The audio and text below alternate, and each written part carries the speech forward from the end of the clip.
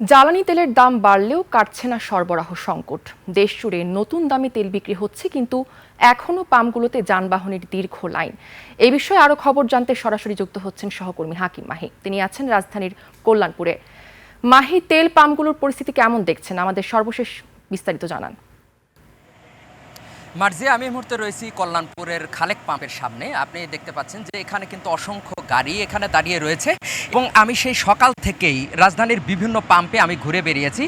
সেই সমস্ত জায়গায় কিন্তু আমি দেখেছি যে আসাদ গেট এবং কল্যাণপুর এবং মিরপুরের কোনো পাম্পেই কিন্তু এই মুহূর্তে অকটেন এবং আপনার ডিজেল এই মুহূর্তে বিক্রি হচ্ছে না। এখানে কিন্তু বন্ধ রয়েছে এবং স্থবির রয়েছে এখানকার পাম্পগুলো। এবং আমি এখানে দেখেছি দীর্ঘ লাইন, এখানে শত শত গাড়ি কিন্তু দাঁড়িয়ে রয়েছে এবং তারা এখানে অকটেন এবং পেট্রোল এবং ডিজেল এ সমস্ত ফুয়েল কিন্তু তারা পাচ্ছেন না।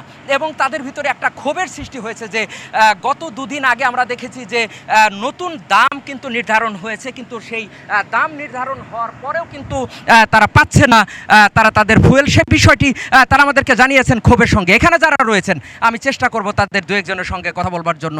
জি, আপনি যদি এই বিষয়ে বলেন, কখন এখানে আসছেন এবং তেলের এই মুহূর্তে খবর কি?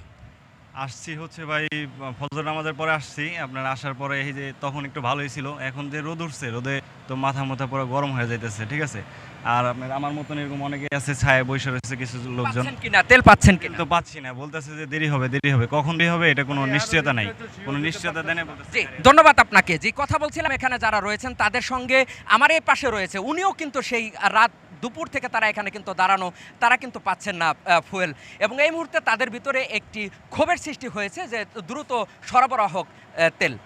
মাঝি এই ছিল আমার কাছে সর্বশেষ। মাহি, আপনাকে ধন্যবাদ।